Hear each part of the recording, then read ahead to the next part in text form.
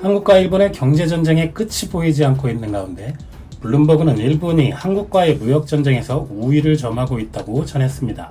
인구 1억 2천만 대 5천만, 세계 경제규모 3위와 11위인 일본과 한국의 싸움은 외형적으로만 보면 한국이 열세인 상황이고 주력 수출 상품인 반도체와 디스플레이의 필수 원료나 부품을 일본에 의존하고 있기 때문입니다.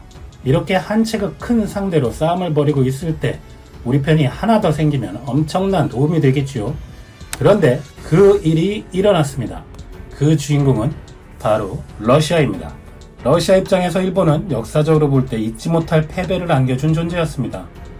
러시아는 러일 전쟁에서 패하면서 입지가 크게 축소되고 러시아 혁명 1차 대전으로 인한 경제 붕괴의 도화선이 되었습니다. 반면 일본은 러일 전쟁 승리로 당당히 국제사회의 열강으로서 동등한 대우를 받게 되었고 일본이 제국주의로 갈 수 있는 획기적인 전환점이 되었습니다.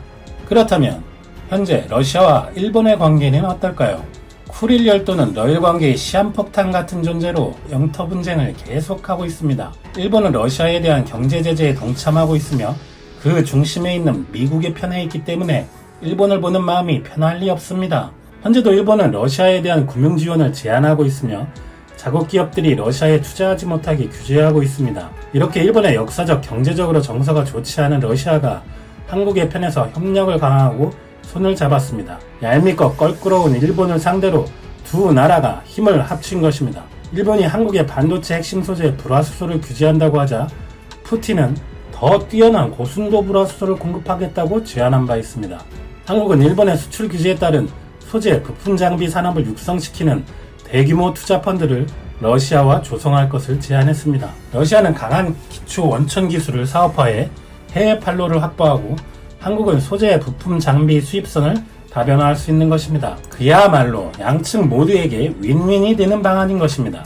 또한 이미 올해 6월에 한러 서비스 투자 FTA 협상이 모스크바에서 개시되었고 상품 교육 자유화를 포함한 포괄적 FTA에 대한 협의도 해나갈 예정입니다. 극동의 적경지대를 남북한 러시아, 중국이 공동으로 개발해 러시아의 가치 사슬을 다시 연결하고 동북아 번영을 재현할 방안도 협의 중입니다. 소재의 국산화에 더해 극동지역의 개발에서 일본보다 우위에 설 수 있는 것입니다. 한국과 일본은 세계 시장에서 마찬가지로 러시아에서도 비슷한 품목으로 경쟁하고 있는데 러시아 시장에서의 한국의 현대, 삼성, LG는 모두 일본 기업을 따돌리고 러시아 브랜드 수준으로 대우를 받고 있습니다. 현대 기아자동차는 러시아에서 국민차로 급부상한 가운데 러시아 자동차 시장에서 의리 경영으로 통하고 있습니다. 과거 러시아 경제가 붕괴 직전까지 몰린 상황에서 불황을 견디지 못한 경쟁사들이 공장 가동을 멈추거나 철수를 감행하였습니다. 당시 러시아 자동차 제조업체인 아브토바즈는 1만 3천 명을 감축했고 GM, 푸조, 시트로엥, 미쓰비시, 르노, 닛산, 폭스바겐은 러시아 시장에서 아예 손을 뗐습니다. 하지만 현대기아차는 인력이나 생산량 감축 등을 최소화하고 공격적인 마케팅을 통해 러시아와 함께 어려운 상황을 함께 극복했습니다. 이후 경제가 다시 살아나자 철수했던 기업들이 돌아왔지만 그 사이 판매량과 점유율을 확대한 현대기아차에 미치지 못하고 있습니다. 올 상반기 현대기아차 점유율은 24.2%로 지난해보다 0.8% 상승했습니다. 아브토바즈를 인수한 르노 자동차에 이어 2위의 실적입니다. 이는 기회는 다시 올 것이라며 당장 어렵더라도 러시아를 포기할 수 없다고 말했던 정몽구 회장의 뚝심과 의리의 결과입니다. 이와 비슷한 사례로 러시아에서 한국 대비 무려 7배를 판매하고 있는 러시아 국민라면 도시락에 팔도가 있습니다. 지난해 러시아에서의 연매출은 100억 루블, 우리 돈으로 1,800억을 돌파했습니다. 수량으로는 5억 개로 러시아 1인당 3개씩 먹은 셈입니다. 라면 시장 점유율 60%로 부동의 1위이고 일부 러시아인들은 라면이라는 식품을 도시락이라고 부를 정도입니다. 역시 1998년 러시아 모라토리엄 당시 네 업체들이 잇따라 철수했지만 팔도는 잔류를 결정했습니다. 팔도는 잔류를 결정했고 위기는 기회로 찾아왔습니다. 당시 팔도는 블라디보스토크를 넘어 시베리아, 우랄족까지 마케팅을 확대하면서 비어있던 시장을 빠르게 점유할 수 있었습니다. 러시아 사람들은 팔도를 의리를 지킨 기업으로 기억하고 있습니다. 삼성은 8년째 러시아에서 가장 사랑받는 기업 1위에 올랐습니다. 역시 러시아의 모라토리엄 선언 후 하루아침에 금융거래가 마비되고 외국 기업들은 초유의 사태에 당황했습니다. 여기서 러시아 전자유통업계에 전설처럼 내려오는 일화가 시작됩니다. 더 손해보기 전에 러시아를 떠나자 소니 등 외국 대기업들은 앞다퉈 짐을 챙겼고 사업을 축소했습니다. 삼성은 당시 러시아의 사업 관행에 따라 현지 딜러들에게 외상으로 준 물건 대금은 받을 길이 없었습니다. 러시아 최대 컴퓨터 판매 업체인 비스트사는 외상으로 가져간 물량이 600만 달러어치, 돈을 갚을 길이 없던 비스트는 삼성에 6층짜리 4억을 대신 넘겼고, 삼성전자는 5년 안에 외상 대금을 갚으면 되돌려주겠다. 그 동안에는 이 건물에 손대지 않겠다고 했습니다. 삼성전자는 비스트가 그대로 이 건물을 쓰도록 했습니다.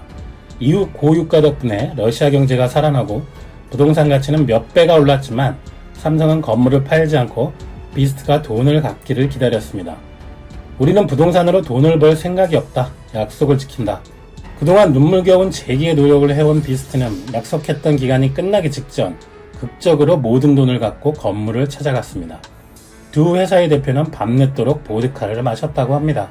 이를 계기로 러시아에서는 삼성은 어떤 위기 상황에서도 상대를 믿고 끝까지 함께한다는 사실이 퍼졌고, 떠났던 일본 전자업체들이 되돌아왔지만 삼성전자는 매출과 점유율에서 1위를 굳건히 한 뒤였습니다. 경제 위기를 겪고 힘들 때 미국과 일본 기업들은 러시아를 버렸지만 한국 기업은 기다리면서 러시아와의 의리를 지켰습니다.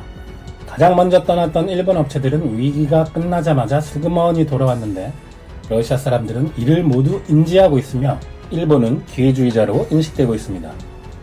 한국 브랜드를 자국 브랜드처럼 생각하는 러시아인들의 정서, 한국이 일본에게 수출 규제를 당할 때 푸틴이 제일 먼저 손을 내민 것, 이 두 가지 모두 한국이 지켜온 러시아와의 의리 때문인지도 모릅니다.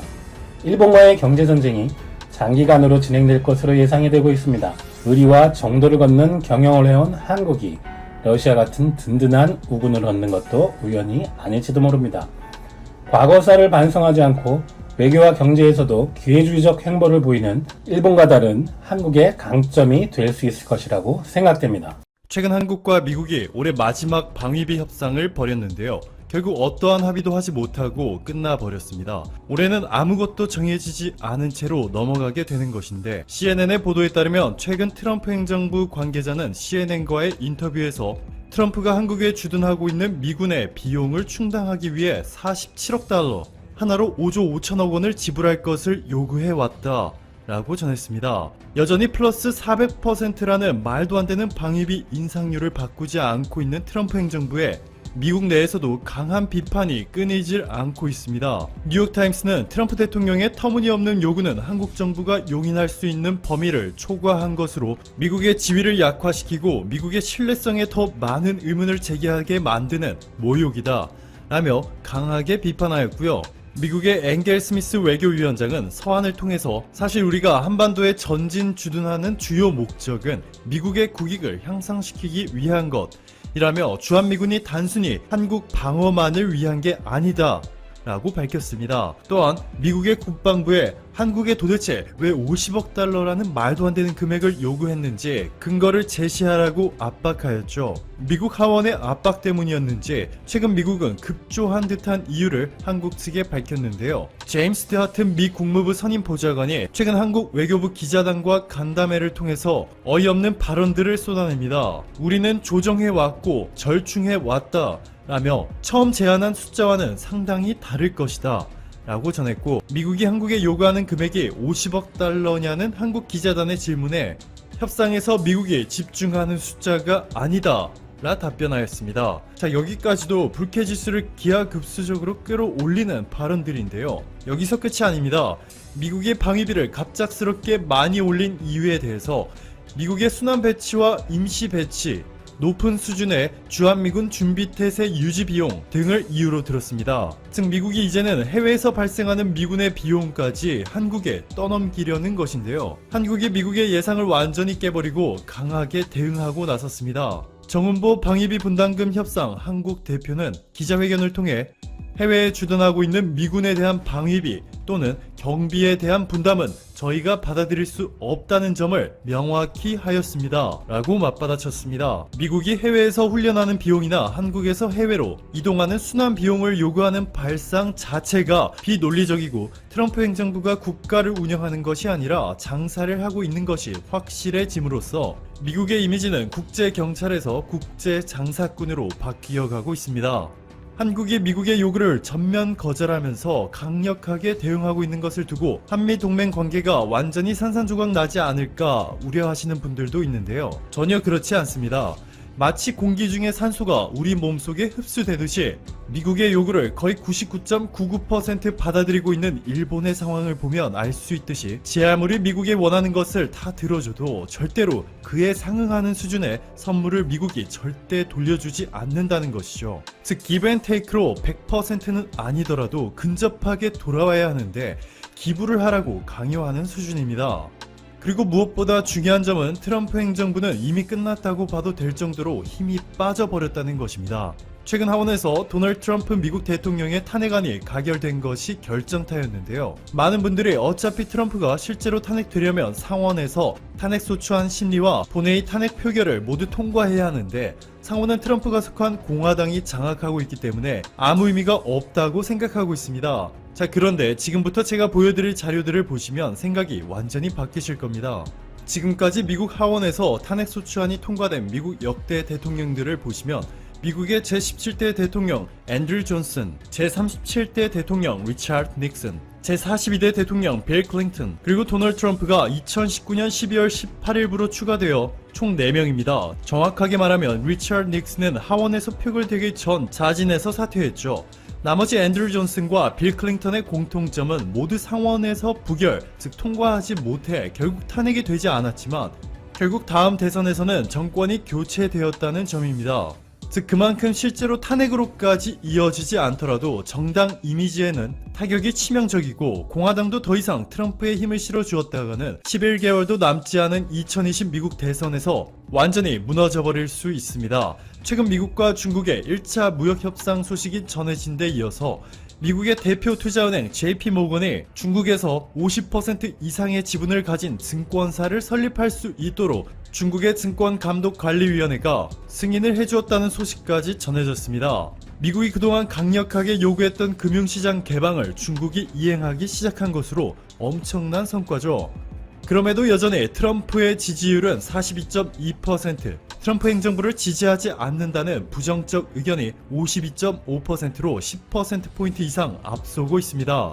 즉 미국 내 여론이 현재보다 더 악화된다면 공화당도 트럼프 잘라내기를 시작할 것이고 결국 흐지부지 마무리되어 한국의 주한미군 방위비 분담금은 미국 민주당이 집권 시절 한국과 합의하였던 수준으로 다시 바뀌게 되겠죠. 그렇게 되면 매년 한국의 물가 상승률을 고려해서 인상하되 1년에 최대 4%를 초과하여 인상하지 않는다는 방위비 분담 특별 협정을 다시 지키게 되는 것입니다. 그렇다고 해서 한국이 일본과 졸속 지소미아를 체결하도록 종용하고 박근혜 정권과 합작으로 한반도에 갑작스럽게 사드 배치를 한 미국 민주당을 전적으로 신뢰할 수는 없습니다. 하지만 최고 수익률 구독자분이시라면 너무나도 잘 아시겠지만 최근 수개월 동안 한국이 소름 돋는 외교 레벨을 보여주며 영국, 이스라엘, 독일, 프랑스, 동남아 등의 국가들과 너무나도 막강한 경제 연합체를 만드는 데 성공하였습니다.